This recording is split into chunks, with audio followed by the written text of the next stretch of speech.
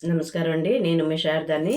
నేను మీ ఈవేళ ఐ విష్ణు పురాణంలోన ఐదో అంశంలోన నేను 19वां अध्याय చదువుతున్నానండి. मैं शारदा विष्णु पुराण के 5वें अंश का 19वां अध्याय पढ़ने जा रही हूँ। कृष्ण का मथुरा में प्रवेश करना। श्री पराशर जी बोले, महामती अक्रूर जी अपने को धन्य मानकर यमुना जल से निकलकर रथ के निकट आए और वहां रथ बैठे हुए राम और कृष्णचंद को देखकर आश्चर्य करने लगे। तब श्री कृष्णचंद ने कहा, अवश्य ही आपने जल में कोई आश्चर्यजनक बात देखी है, क्योंकि आपके नेत्रों में आश्चर्य दिखाई देता है। तब अक्रूर जी कहने लगे, हे अच्युत, मैंने यमुना जल में जो आश्चर्य देखा है उसे इस समय भी अपने सम्मुख देख रहा हूँ। हे कृष्ण, यह संपूर्ण सृष्टि जिस महात्मा का स्वरूप है, उन्हीं परम आश्चर्य स्वरूप के साथ मेरा समागम हुआ है। हे मधुसूदन, अब उस आश्चर्य के विषय में अधिक कहने से क्या लाभ। अब हमें शीघ्र मथुरा पहुंचना है। यह कहकर अक्रूर ने तीव्र गति से घोड़ों को हाँका और सायंकाल के से पूर्व ही मथुरा पहुंच गए। तत्पश्चात राम और कृष्ण के अक्रूर जी ने कहा, हे वीरवरों, अब मैं अकेला ही रथ से जाऊंगा, अब आप दोनों पैदल आए। ऐसा कहकर अक्रूर जी चले गए। तत्पश्चात राम और कृष्ण भी नगर में प्रवेश कर राजमार्ग पर पैदल चलने लगे।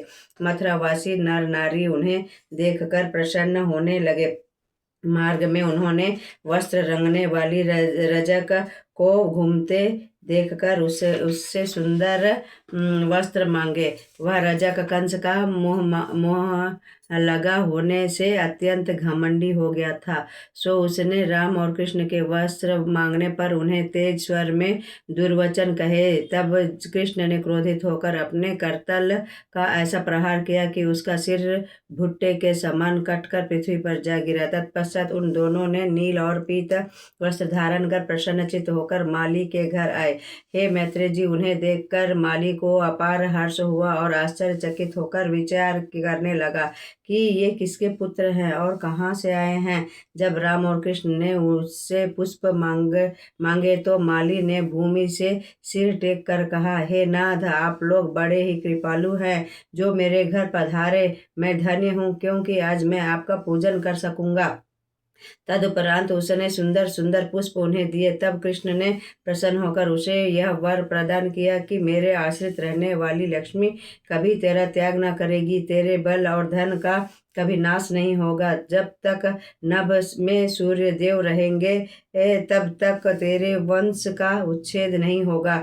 मेरी कृपा से तू विविध प्रकार के सुखोपभोग करता हुआ अन्य अनंत में दिव्य लोक को प्राप्त होगा। इस प्रकार उसे वर देकर उससे पूजित होकर बलराम जी और श्री कृष्णचंद उसके घर से चले गए। मैं शारदा, मैं विष्णु पुराण के 5वें अंश का 19वां अध्याय समाप्त करती हूँ।